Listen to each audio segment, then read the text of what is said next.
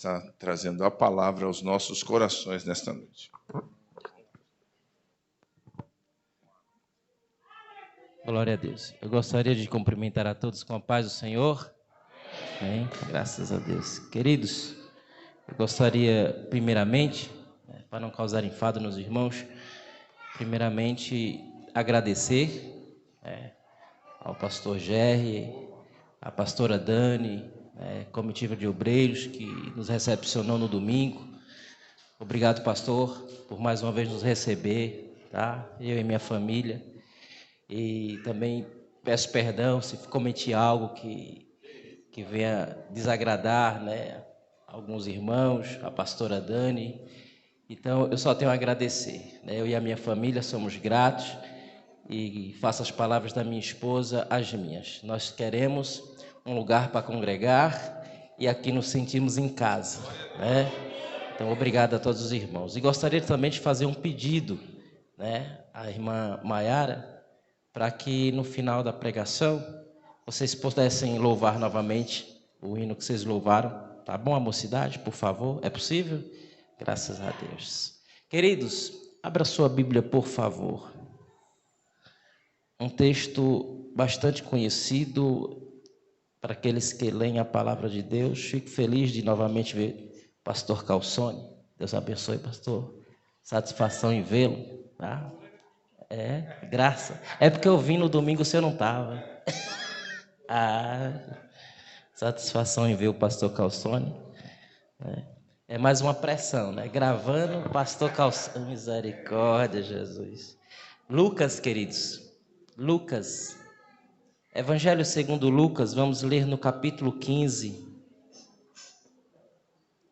Lucas, no capítulo 15. Vamos ler somente alguns versículos.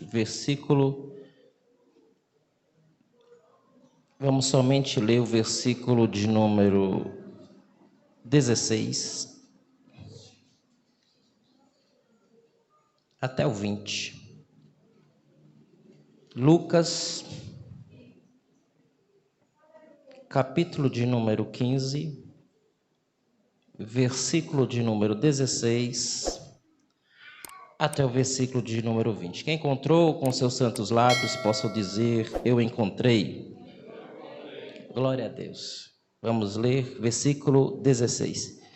Diz assim a palavra de Deus: e desejava encher o seu estômago com as bolotas que os porcos comiam, e ninguém lhe dava nada. E caindo em si, disse: quantos trabalhadores de meu pai têm abundância de pão, e eu aqui pereço de fome. Levantar-me-ei e irei ter com meu pai.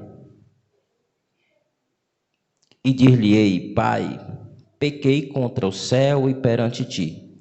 Já não sou digno de ser chamado teu filho. Faze-me como um dos teus trabalhadores. Verso 20.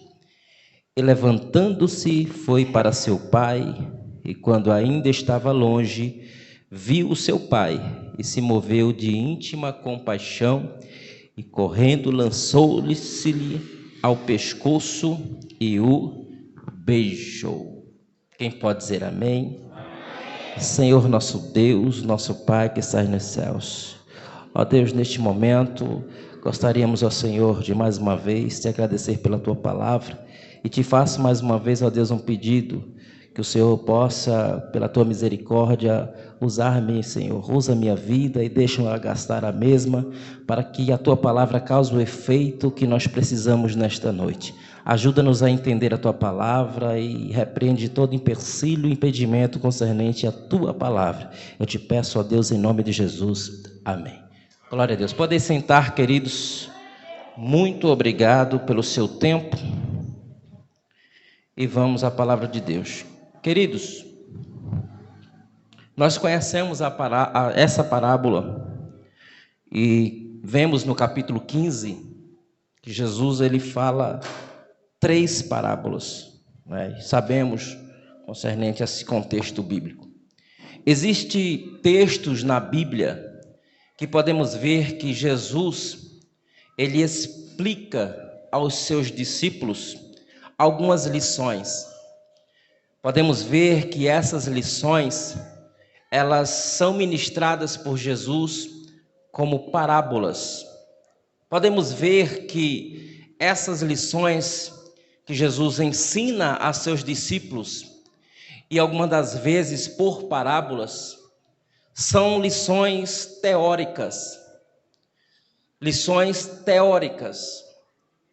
E Jesus, quando ensina aos discípulos, nós observamos também que no capítulo 15, ele fala 3 parábolas. Então ele ensina de uma forma teórica aos discípulos concernente aquilo que é importante nós aprendermos. Nós vemos que Jesus, ele é expert em ensinar, pois é o professor por excelência. Nós vemos também que Jesus não ensinava somente da parte teórica, mas nós vemos também que Jesus ensinava de uma forma prática. Exemplo esse em Mateus, no capítulo de número 13, nós vemos que Jesus ele ensina de uma forma ainda teórica, falando concernente à parábola do semeador. Se nós observarmos todo o capítulo 13, Jesus dá uma aula, numa forma pedagógica, falando acerca dos seus ensinamentos, mas por parábolas, de uma forma teórica. Nós vemos que Jesus fala ainda no capítulo 13 de Mateus sobre o joio e o trigo. Nós vemos que Jesus fala sobre o grão de mostarda e do fermento. Também Jesus fala sobre a explicação da parábola do joio. Também nós vemos que Jesus fala sobre o tesouro escondido e também Jesus vai discernindo todo o ensinamento teórico e fala sobre muitos ensinamentos, mas de uma forma teórica. Nós vemos que agora em Mateus capítulo de número 14, Jesus ouve falar da morte de João Batista.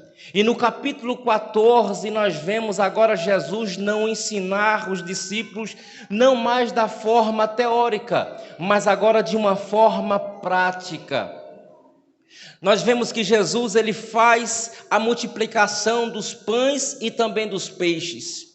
Nós vemos que os discípulos agora não ouvem falar, mas agora eles percebem e têm um entendimento que Jesus ensina sobre algo, mas de uma forma prática. Eles veem com seus olhos e participam daquela aula prática. Jesus multiplica pães e agora também multiplica peixes, o alimento para os seus discípulos. Agora passa-se da aula teórica para mais uma aula prática. Jesus ele sai à parte, vai para o monte orar, e no versículo 22 nós vemos que ele obriga os discípulos, no verso 22, ordena aos discípulos. E na mesma história, em Marcos capítulo 6, verso 45, 1, nós vemos também que Jesus ele obriga os discípulos a entrarem no barco. E conhecemos essa história, e também é uma lição prática. Jesus agora ordena eles entrarem no barco para ir para outro lado do lago. E nesse momento vemos que Jesus não estava com os discípulos, mas Jesus queria ensinar algo bastante importante de uma forma prática e não mais teórica. Jesus estava dizendo, em outras palavras, que nós devemos ouvir e aprender, mas também nós devemos participar de algo que Jesus tem para nos ensinar. E os discípulos passaram no barco e começaram a remar. E diz a palavra que eles começaram a cansar, pois o vento era contrário. E veio a tempestade, e sabemos da história que Jesus agora anda sobre as águas e os discípulos não conseguem enxergar com aquele todo o tumulto que estava acontecendo. O vento estava forte, a água entrando no barco e os discípulos vendo a tempestade. Jesus aparece andando sobre as águas e começam a gritar, é um fantasma, porque não conseguiam ver que era Jesus. E Jesus disse, não temais. Essa era uma grande aula, queridos, que nós devemos também tomar para as nossas vidas. Quando aceitamos a Jesus como Salvador, começamos a andar na igreja, começamos a ver os nossos pastores pregando, num culto denominado culto de ensinamento, escola bíblica dominical, são aulas teóricas, Mas não se engane, se você ainda não teve uma aula prática com Cristo, você vai ter. Como assim? Você vai sim passar por tempestades, você vai passar por furacões, por tribulações, por enganações, por muitas traições, por muitas confusões. Mas eu quero te dar uma boa notícia. Eu não sei se você está tendo essa aula prática nesses dias. Eu não sei se você está tendo um grande furacão na sua vida. Eu não sei como está a sua história nesse momento. Eu não sei se você está tendo dificuldade. Mas eu quero te dar uma boa notícia. No meio do furacão, no meio da tempestade, no meio da dificuldade, no meio da falta, no meio das traições, Jesus também está presente na nossa vida. Ele estava ensinando aos discípulos: olha, não precisa ter medo, no meio de toda essa confusão, eu me faço presente. No meio dessa toda essa tribulação, eu também aqui estou.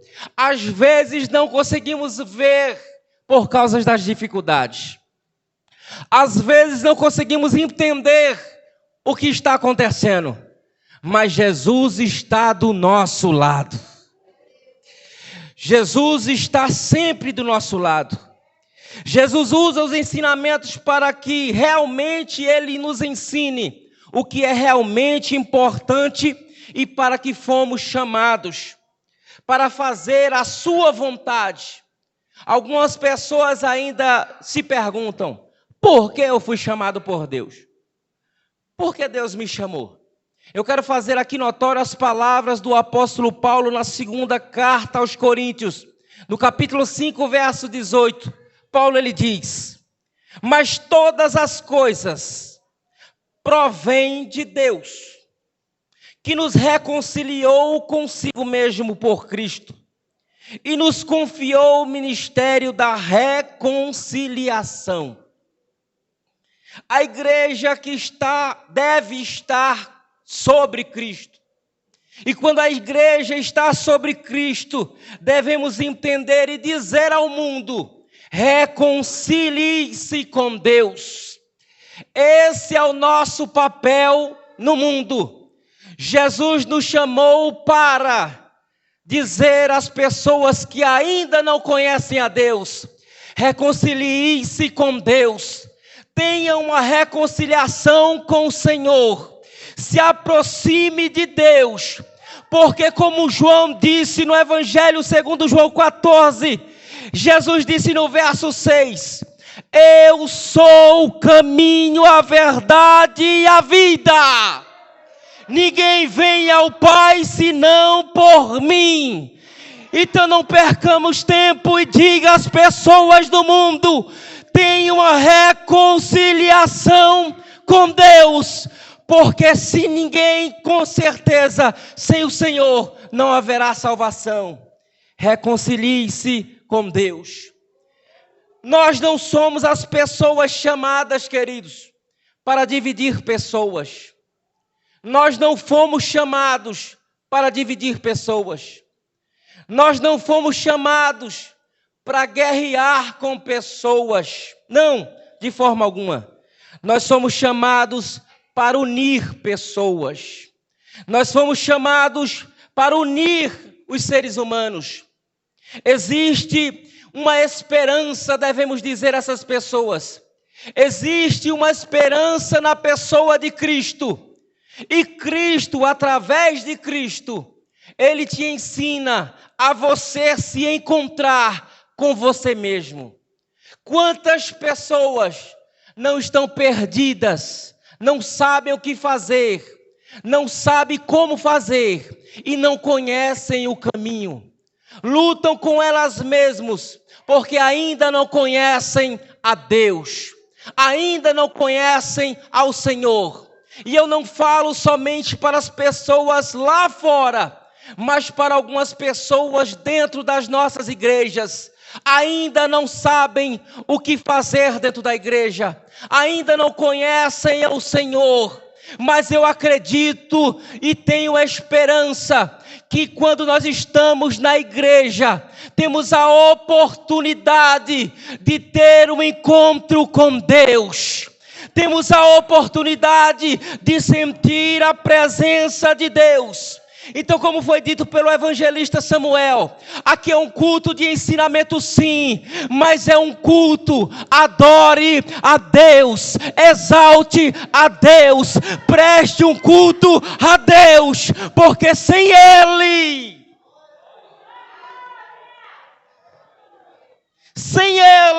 nós não estaríamos aqui. Somos construtores de pontes. Não aconselhamos pessoas a se afastarem umas das outras. Jesus usa 3 histórias no capítulo 15 de Lucas para falar sobre a reconciliação de um homem com Deus. Fala sobre um homem que tinha 100 ovelhas. Quantas ovelhas? E uma delas se perde, diz a Bíblia.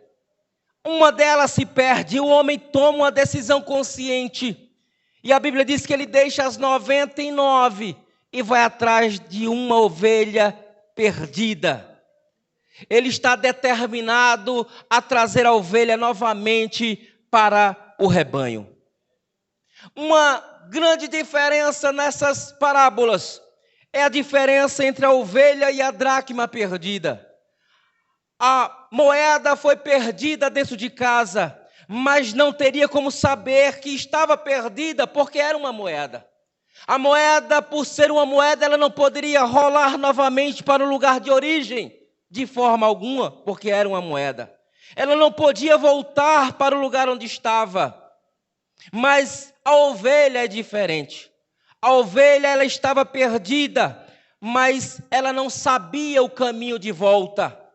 A ovelha estava perdida, mas tinha pernas e não podia voltar de volta para o seu lar. Ela não sabia como voltar. Ela poderia até chorar onde estava. Ela poderia sentir falta das outras ovelhas. Ela poderia sentir falta do seu pastor. Ela poderia sentir falta do ambiente onde estava, mas a ovelha não tem senso de direção. Ela precisava do pastor. E o pastor vai atrás dela. E o pastor não se acomoda. E o pastor encontra e coloca ela sobre os ombros e retorna para o lugar de origem. A moeda não. A moeda tinha apenas estava simplesmente perdida. Mas o que me chama a atenção é que a mulher não tinha somente 9 moedas, ela tinha 10. E quando uma se perde, ela poderia muito bem dizer, eu tenho mais 9, eu não vou ficar preocupada. Mas ela varre a casa até achar a moeda. Ela se preocupa porque o grande efeito aqui e o grande valor e significado eram as 10 moedas. 9 não servia para ela, 9 não tinha o valor que ela queria e que ela sentia. Ela precisava de outra moeda, a que se perdeu. O que me chama a atenção, queridos, é que nenhum de nós que aqui estamos, vamos para uma loja e pedimos somente um sapato. Não, o valor significativo para nós é somente o par completo. Ninguém vai para uma loja e diz, olha, eu gostei desse sapato, me dê apenas um pé, o outro você pode ficar. Não, o valor é os dois, o par completo. Então ela conseguiu achar a moeda e colocou a moeda no lugar e agora o valor voltou ao normal. O filho pródigo ainda é diferente. Ainda é diferente dessas duas parábolas. A Bíblia relata que quando ele não está mais com o pai, ele tinha uma habilidade para uma situação e para voltar para a sua casa. Ele poderia reconhecer o seu erro e assim corrigir o erro. Não podemos ver o filho pródigo, queridos, nestes dias de hoje, somente como um homem desviado da igreja. Não! Existem outras verdades dentro desse texto. Existem algumas verdades que podemos extrair desse texto. E a primeira verdade que eu encontro aqui, que o filho pródigo nos ensina, é o problema de ser impaciente. É o problema de querer as coisas rápido demais. É um problema que todos nós temos. Algumas pessoas sofrem de ansiedade e não sabem lidar com isso. O perigo de ser impaciente, de querer as coisas rápido demais. Deus tem um momento certo para te abençoar. Eu tenho uma palavra de Deus para o seu coração. Deus tem um momento certo para te abençoar. Ele sabe quando te abençoar. E melhor, Deus sabe quando você vai estar preparado para ser abençoado. Uma bênção não é uma bênção, pastor Jerry, se você recebe na hora errada. Uma bênção não é uma bênção, evangelista Samuel, se nós recebemos da forma errada, no momento errado. Queridos, lembre-se que o filho disse: Pai, da parte que me pertence, já pertencia a ele, já era dele, mas ele queria na hora errada. Lembre-se de Davi, evangelista Samuel tocou no assunto de Davi, eu lembrei, lembre-se de Davi. Davi estava simplesmente cuidando das ovelhas do seu pai. O profeta Samuel chega na casa de Jessé o belemita e quando está lá, aí ele diz o que iria fazer. E o pai de Davi já pega os 3 melhores que ele acha. Os mais capacitados, pastor Jonas. E diz, olha esses aqui. E quando o profeta vê a Eliabe, diz, olha, aí está perante o Senhor o seu ungido. Aí Deus entra no cenário, ainda não é tempo. Não se atente para a sua altura ou estatura, Samuel, porque eu tenho rejeitado. Porque o homem vê o que está diante dos seus olhos, porém o Senhor conhece o coração. E agora manda chamar Davi, e Davi vem e é ungido rei, mas se você observar o contexto da história, Davi depois, ele não foi simplesmente para um lugar e um pedestal, ele voltou para o campo e foi cuidar das ovelhas do pai. Uma bênção não é uma bênção se é recebida na hora errada. Não estou dizendo que Deus está preparando uma bênção para você de forma alguma. Eu só estou dizendo que muitas vezes Deus está nos preparando para receber algo muito maior. Eu vou repetir porque eu não quero que você saia daqui sem esquecer isso. Deus não está preparando bênção nenhuma. Deus está nos preparando para receber algo muito maior. Confie em Deus. Confie no tempo de Deus. Sempre esteja esperando no tempo certo. E você pode dizer, eu estou cansado. Quantos cristãos têm essa palavra nos lábios? Eu estou cansado. Eu estou cansada. Quantos pastores, quando vão aconselhar alguém, e a pergunta diz o que está acontecendo, e a resposta é, pastor, eu estou cansado. E o pastor, na simplicidade, e começa a dizer, tem o tempo certo, mas eu estou cansado. Eu quero as coisas para hoje. Eu quero agora, nesse momento. Irmãos, confiem em Deus. Ele sabe o momento certo de nos abençoar. Não canse e não esteja cansado. A Bíblia relata no livro do profeta Isaías, capítulo 40, verso 29, algumas versões diz assim, ele dá vigor ao cansado, multiplica as forças ao que não tem nenhum vigor. Os jovens se cansarão e se fadigarão, e os jovens certamente cairão, mas os que esperam no Senhor renovarão as suas forças. Subirão com asas como águias, correrão e não se cansarão, caminharão e não se fadigarão.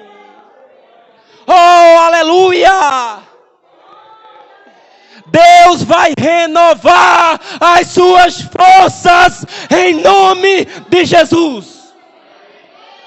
Deus vai te renovar em nome de Jesus. Estou cansado, mas a partir desse momento, escute bem isso. Hoje você vai sair dessas portas, mas Deus te renovará. Deus vai te renovar. Deus vai te renovar. Deus vai te renovar. Deus vai te renovar. No domingo aqui você vai estar diferente. No culto de domingo você vai estar diferente. Deus vai renovar as irmãs. Deus vai renovar a mocidade. Deus vai renovar os obreiros. Deus vai renovar os obreiros. Deus vai renovar os homens. Deus irá nos renovar. O perigo de ser impaciente. Abacuque, ele diz em um certo tempo: ainda que se demore, espere. Ainda que se demore, espere. Ainda que se demore, espere. Ainda que se demore, espere. Ainda que estiver demorando, espere. Ainda que você está impaciente, espere. Ainda que você está envelhecendo, espere.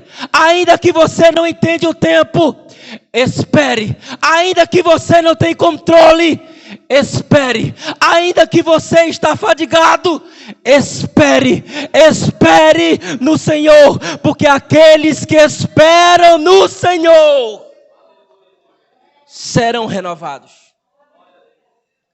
Ainda que demore, espere. Espere em Deus. Espere nele. Vai acontecer. Cutuca teu vizinho aí e diz: vai acontecer. Vai acontecer. Vai acontecer. Eu não sei o que você tem orado. Eu não sei o que você tem pedido. Mas eu tenho um recado de Deus para você. No tempo certo, vai acontecer. Se nós não desistirmos, vai acontecer. Se você não retroceder, vai acontecer. Se você não se desviar, vai acontecer. Se você não desistir do Senhor, vai acontecer.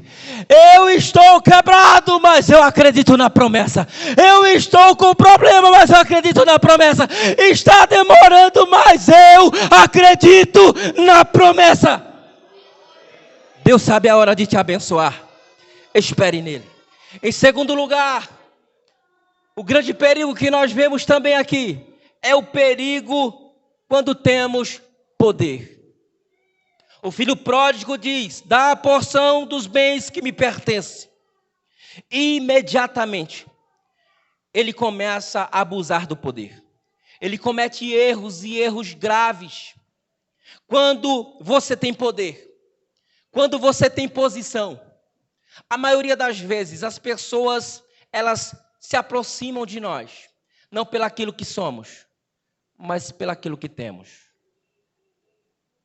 Muitas vezes não é porque é você, mas é o que você pode me proporcionar. Às vezes existe isso nas nossas vidas. Quando temos poder, algumas pessoas, elas chegam até nós, não pelo que somos, mas pelo que podemos proporcionar. O teste real para que nós não possamos nos corromper, e o teste real do nosso caráter, é como eu e você gerenciamos o poder. Não é como você gerencia a pobreza, é como você gerencia o poder. Quando você tem somente a pobreza, você não tem opções, mas é como você se comporta quando você tem poder. É quando você se comporta, como você se comporta quando tem poder. Isso é o que determina quem realmente nós somos.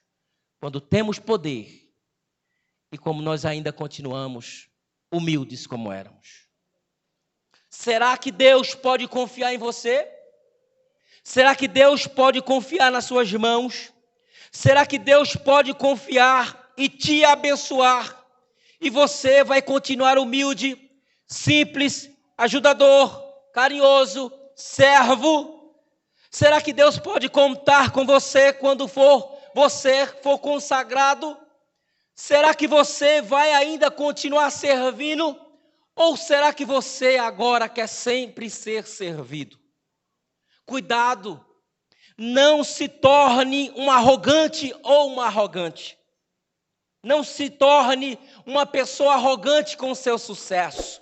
Se Deus te colocou em um lugar e você tem sucesso, glorifica a Ele. Não se torne uma pessoa tóxica. Quanto mais Deus te levantar, mais humilde se torne.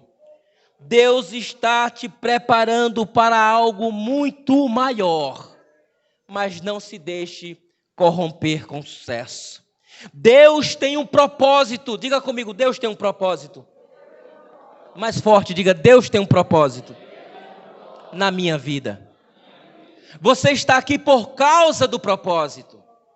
Você está na Assembleia de Deus de Utinga e Sapopemba por causa do propósito. Não deixe nada nem ninguém te desviar do propósito. O propósito que Deus tem na sua vida. Quando as pessoas arquitetarem um plano contra você, quando as pessoas tentarem te derrubar, Deus irá transformar toda essa perseguição em bênçãos. Você está de pé por causa do propósito. Você passou por muita luta, por muita tribulação, por causa do propósito. Permaneça no propósito, viva o propósito, louve no propósito, evangelize no propósito, trabalhe no propósito, venha para a igreja no propósito e pregue no propósito. Não se desvie do propósito de Deus na sua vida. Alguém pode até te oferecer algo, mas não se desvie do propósito. Deus te chamou por conta do propósito que Ele tem na sua vida. As pessoas podem até não entender, mas cada um o seu particular com Deus. Deus tem um propósito na sua vida. O filho pródigo perde o propósito. Ele não quer saber do propósito. Agora ele tinha recebido algo que ele tinha certeza que seria uma grande bênção. Reparte o que já é meu. E ele pensa que isso seria o divisor de águas da sua vida para o sucesso. Ele tinha certeza que seria uma grande vitória. Ele estava em um lugar só. Ele estava em uma situação humilhante. A única pessoa agora, nós vemos no texto, que ele está com contato, é um dos cidadãos daquela terra distante. Onde esse moço o envia para os seus campos e diz, olha, vai apacentar os porcos. O contato que ele tinha aqui não era mais com o pai. O contato que ele tinha aqui não era mais com seu irmão. O contato aqui agora é com um estranho. Uma pessoa distante que simplesmente disse, se você quer emprego, vai apacentar os porcos. É uma pessoa que ele não conhecia, mas era o contato que ele tinha. Agora vemos um menino judeu apacentando porcos. Nós vemos esse menino simplesmente cuidando dos porcos. E sabemos que os porcos para um menino judeu é uma comida amaldiçoada, imunda. Olhe, queridos, com quem nós estamos nos conectando. Olhe com quem você anda. Olhe com quem você conversa. E olhe com quem você está confortável na mesa. Ali estava ele em uma situação que era normal para os porcos. Todos os dias, os porcos estavam na lama e estavam no mesmo lugar. Mas não era normal para um menino judeu aquele ambiente. Não era normal para ele. Ele agora estava sujo de lama. Não somente suas vestes, eu creio. Não somente suas vestes, mas os seus pés, suas mãos, o seu cabelo estava rodeado de moscas, estava sujo. Todo sujo de lama. O que eu amo na graça, pastor Gerry, o que eu amo na graça de Deus é que a graça de Deus, ela não vem somente para a igreja. A graça de Deus, ela não somente vem para a igreja. A graça não vem somente na adoração. A graça não vem somente quando o grupo de gestos está dançando, não. Mas a graça de Deus vai a lugares horríveis que ninguém quer ir. E a graça vai lá e resgata aquilo que é de Deus. Eu acho que você não entendeu, eu vou repetir. Eu amo a graça de Deus, porque a graça vai onde eu não quero ir. A graça alcança pessoas que eu não quero falar. A graça vai em lugares que ninguém quer ir se sujar. Mas a graça vai lá e resgata aquilo que pertence a Deus. Eu louvo ao Senhor pela graça que me alcançou.